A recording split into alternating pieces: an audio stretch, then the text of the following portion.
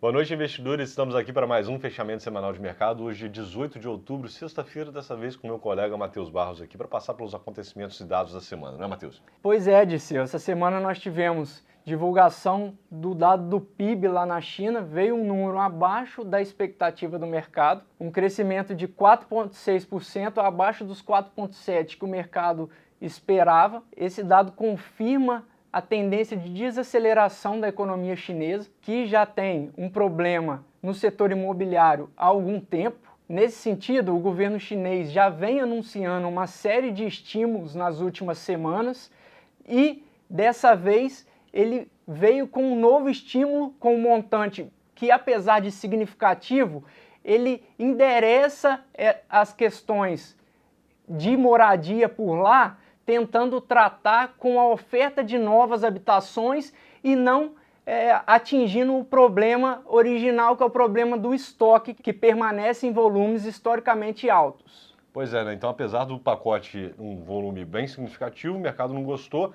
E aí, o principal commodity que a gente exporta, que está ligado ao setor imobiliário chinês, é o minério. Ele performou mal essa semana, está caindo e operou em queda. Passando agora para a zona do euro, nós tivemos decisão de juros por lá. Foi anunciado um corte de 0,25%, o que já era amplamente esperado, dado que os dados de inflação já mostram uma inflação controlada. O que, aliado a uma economia fraca, corroboram com esse corte de juros que eles deram por lá. Economia fraca é um problema que os Estados Unidos, por sua vez, não têm, Dirceu. Por lá, saíram dados de venda do varejo, o que veio aí bem acima da expectativa, com crescimento aí de 0,7%, mostrando que a economia por lá permanece aquecida. As expectativas de crescimento por lá giram em torno dos 3,4%, o que para uma economia do tamanho dos Estados Unidos é algo impressionante.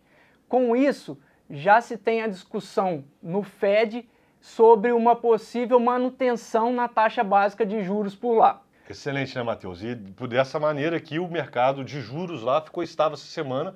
Lembrando que na semana anterior a gente teve uma significativa alta do juros futuro. Ainda ocorrerá cortes nos juros, agora começam a discutir a velocidade deles e tudo indica que eles serão mais lentos do que se esperava antes, tá? Como você bem disse, na próxima reunião está na mesa uma manutenção dos juros, uma pausa para poder voltar a cortar lá na frente, tá? Só que nessa combinação aqui de juros mais altos, teoricamente era ruim para a Bolsa, né? Mas como a economia americana continua mostrando uma pujança muito forte, as empresas acabam lucrando mais, né? E essa semana a gente teve divulgação de alguns resultados importantes. Tivemos divulgação de grandes bancos lá, Goldman Sachs, Bank of America, Morgan Stanley, todos eles surpreendendo para cima, tá? Acima das expectativas. Morgan Stanley, por exemplo, essa semana subiu 10%, o que ajudou o S&P, a principal índice acionário lá, subir cerca de 0,85 essa semana, tá? Renovando máximas históricas, né? A gente também teve a divulgação de um resultado muito importante que não é na Bolsa Americana, que é a Taiwan Semiconductors, né? A principal produtora de chips do mundo. Impressionantes crescimento de 54% do lucro líquido no ano contra ano. E a ação acabou fechando aí a semana numa alta de 7%. Também tivemos divulgação da Netflix, também veio significativamente acima do esperado. Então, apesar dos juros futuros estarem subindo aí no mês contra mês, né, o que teoricamente é ruim para ativos de risco, uma economia pujante está ajudando aqui as empresas a lucrarem mais e dando fôlego para a Bolsa renovar máximas históricas. Realmente resultados bastante impressionantes, Dirceu. Quando a gente vem para o Brasil, os dados que foram divulgados aqui mostra um cenário diferente do que eu citei na zona do euro. Nós temos o IGP-10 que saiu aí bem acima da expectativa do mercado, 1,34% de alta, o que no histórico aí de 12 meses dá mais de 5%, muito puxado por conta do atacado. O único item no IGP-10 que veio demonstrando uma desaceleração foi o INCC, que veio um 0,57 ante um 0,79 no último dado. Esse dado é pressão inflacionária, o que pressiona ainda mais o Banco Central na reunião do início de novembro a subir o juro novamente. Além dessa questão inflacionária, outra pauta, Dirceu, que vem dominando o mercado brasileiro é a questão do risco fiscal. Essa semana, o presidente se reuniu com alguns banqueiros para tratar sobre corte de gastos. O governo estima ali que economias entre 10 e 30 bilhões, mas, por enquanto, assim como das outras vezes, tudo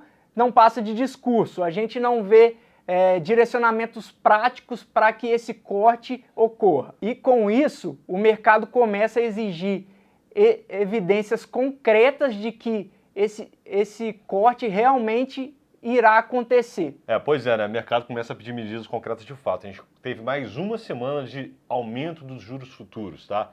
Os DIs subiram novamente, ou seja, juro pré-fixado, a estimativa de juros à frente sobe novamente. As NTNBs, que são os juros reais, né? Os títulos IPCA+, também subiram.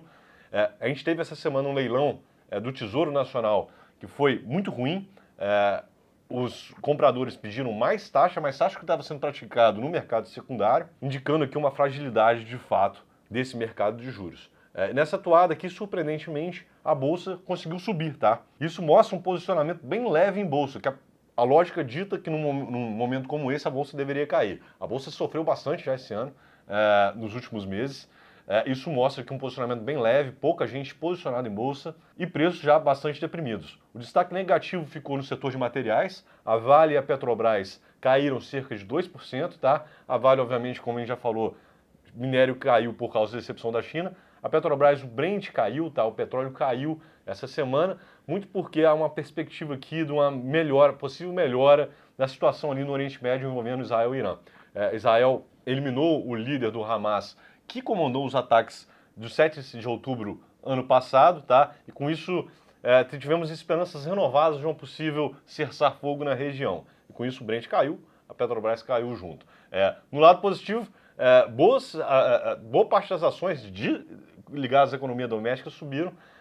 O ICON subiu, né? O setor de consumos, o IMOB, setor imobiliário, subiu também. Mas o destaque positivo aqui ficou para a Marfrig, que subiu 15% na semana, por causa da recomendação do Goldman Sachs, que começou a cobertura dela, dando compra na ação, tá? Um dos dados que corroboram com essa questão de ações domésticas performando bem, veio na segunda-feira com a divulgação do IBCBR, que ainda mostra um crescimento, o IBCBR, que é a proxy do PIB, ainda mostra um crescimento bastante pujante na economia brasileira no ano de 2024. E na próxima semana, Dirceu, o que a gente precisa acompanhar?